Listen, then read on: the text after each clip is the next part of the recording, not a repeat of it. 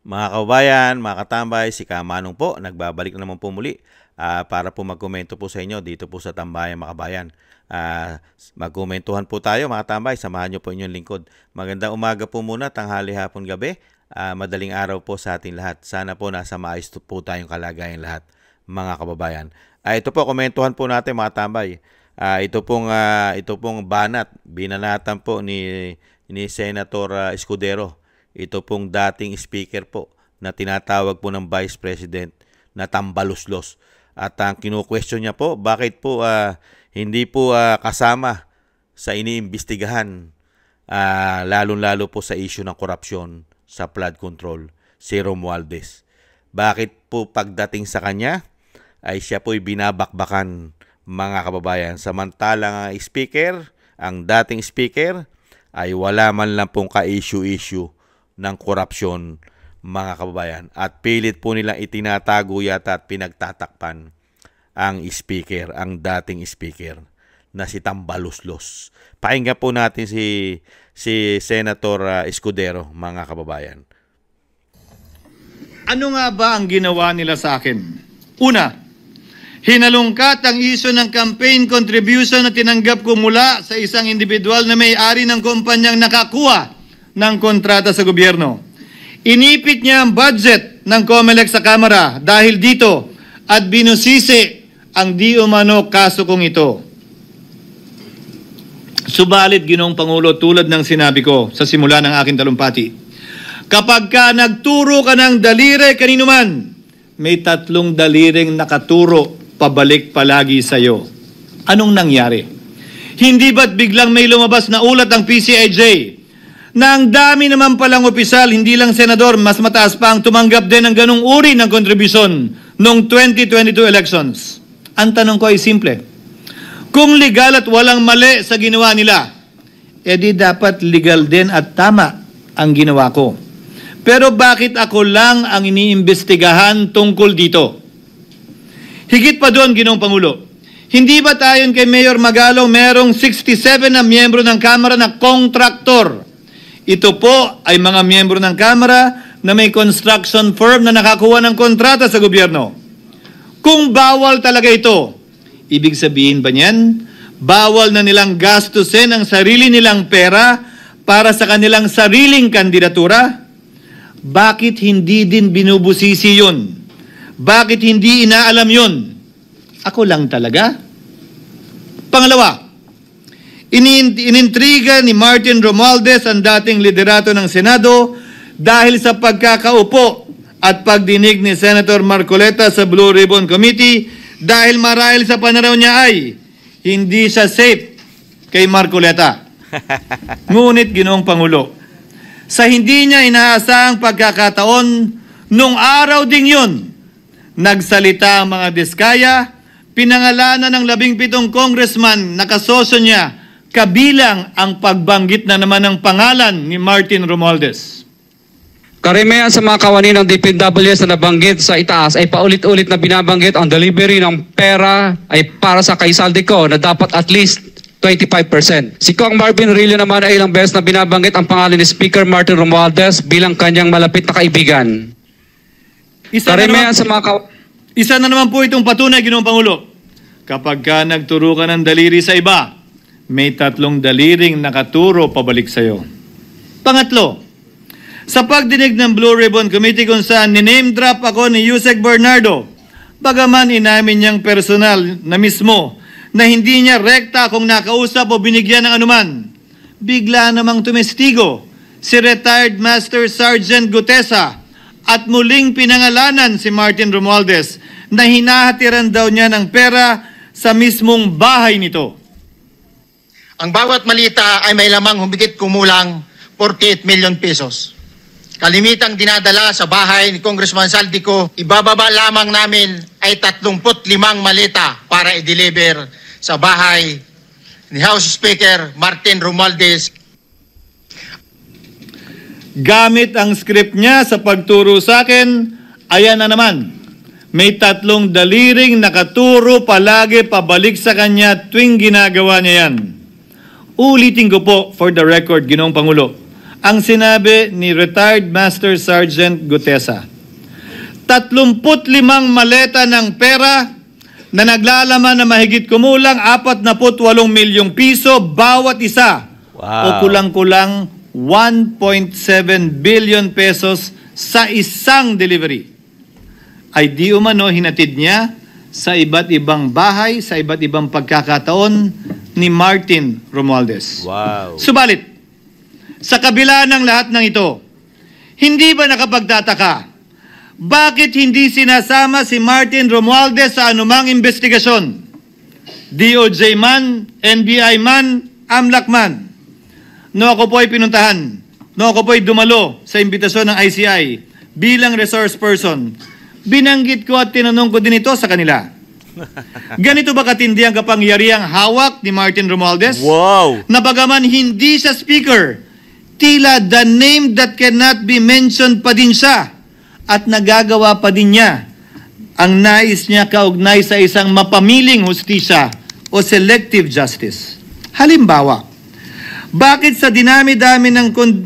ang daming kondisyon bago ipasok ang mga diskaya na nagpangalan sa maraming congressman sa witness protection?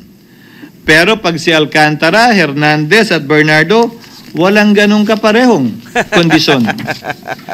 Bakit hiniling agad ang freeze order di umano para sa asset ng mga name drop na senador? Aha. Pero maliban kay Congressman Zaldico na mukhang nilalaglag na nila, ni isang congressman walang request para sa freeze order. Tama. Pagdating naman kay Martin Romualdez na dineliveran ng bilyong piso sa bahay mismo niya, ang sabi ay, quote, "We will work on it lang."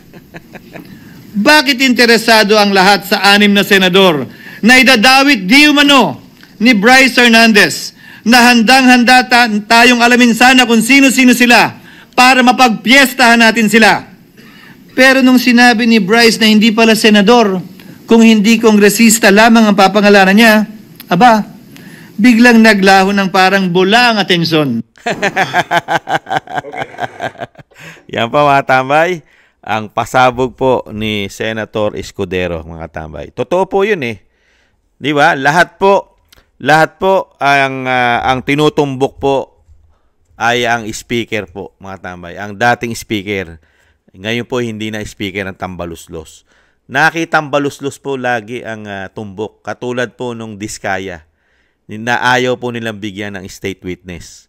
Hirap na hirap. Kaya nga po kino-question ni Escudero. Pag nagturo ka nga naman, yung 3 daliri mo, sa'yo bumabalik, mga kabayan. Totoo po yun. Hindi po ba? Si Hernandez nga naman, si Alcantara, si Bernardo, napakadaling bigyan ng state witness. Samantalang ang Diskaya na napakaraming pinangalanan, kasama pang Tambaluslos, Zaldico, at napakarami pong congressman. Wala po, hirap na hirap bigyan ng para maging state witness. At ito pong si Gutesa, si Master Sergeant Gutesa, mga kabayan, ay ganun din po ang kanyang pinasabog sa kanyang nalalaman at sila kasi ang nagdi-deliver.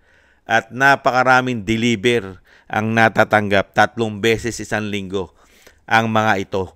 Kasama ang deliver sa Malacanang, sa bahay ni Zaldico, sa bahay ng speaker. Wala lang investigasyon. Kaya nagtataka si Senator Escudero, bakit sa mga senador sila tumututok?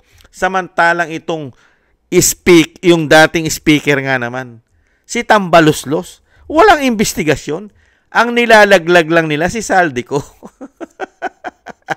At walang name-mention din mga congressman. Bakit si Zaldico lang? Hindi po ba nakapagtataka at nagtataka rin ang Escudero? Samantalang napakarami po nilang ginawang insertion dyan. At sinachap-chap-chap-chap.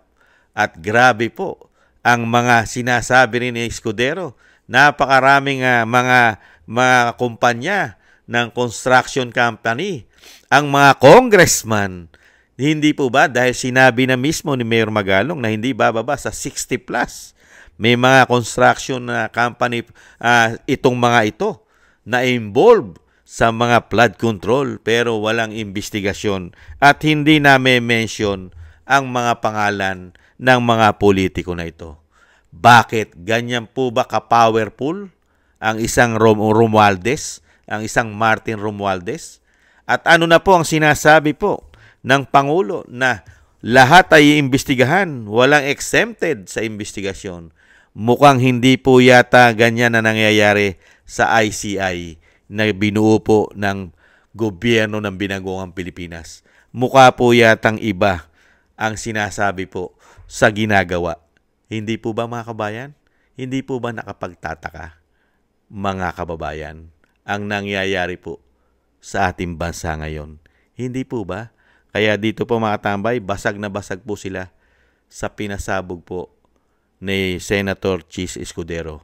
Talagang ibang klase po ang pagginagawa po nilang pagliligaw sa ating mga Pilipino para lang po ma-divert ang issue po ng malawakang korupsyon na ginawa po nila sa ating bansa. Pero hindi naman po tayo tangat bobo, mga kababayan. Alam po natin ang totoo na ang mga politiko po ngayon sa 19th Congress ay nagpapatuloy po sa gawaing ganito.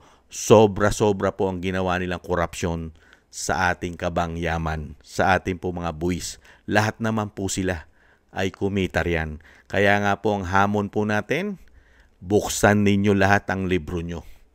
Diyan mapapatunayan sa libro nyo, record naman po yan. Ang nahawakan yung pondo ay recorded po yan. May mga patunay po yan, mga kabayan. Diyan po makikita kung sino po ang tunay na naglilingkod na hindi nagnanakaw ng sobra-sobra. Hindi po ba, mga kabayan? Yan po mga tambay, ang komento po natin dito po kay Tambaluslos na ayaw po nilang idawit sa investigasyon. Mga kabayan, nakita po natin, pati NBI, DOJ, pati ang Congress, ang House of Representatives, pati sa Senado, ayaw po nilang banggitin man lang o imbitahan sa Blue Ribbon Committee. Di ba? Ayaw po nila. Napakarami pong pinagtatakpan ng gobyerno ng Binagoong Pilipinas, mga kababayan. Pero wala naman pong baho at dumi na hindi po aalingasaw, mga kababayan. Muli po mga tambay, si Kamanong po, nagpapasalamat po sa mga naagusto po ng ating tambayan mga kabayan sa YouTube at TikTok. At ganoon din po sa mga subscribers po natin. Thank you po sa inyo. Mabuhay po kayo.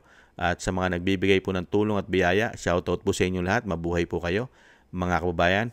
At siyempre po, sa mga patuloy po nagsusubscribe, thank you po. At sa mga nagko-comment, like, share, and subscribe, thank you rin po. At yung dasal at panalangin po natin, mga kababayan, ay lagi po natin isama sa ating mga dasal ang pamilya Duterte na sila po'y maingatan sa kapahamakan ng ating Vice President at ang ating dating Pangulong Duterte ay maingatan po sila sa kapahamakan at madugtungan pa po ang buhay at kalakasan ng dating Pangulo, mga kababayan. Maraming salamat po sa mga dasal. At ganoon din po mga tambay, tayo po'y magdasal at manalangin para po sa ating po pag-iingat na tayo po'y maingatan at ang ating buong sambayanan. Maraming salamat po muli mga tambay. Ingat-ingat po tayo. Paalam po muna. Bye-bye.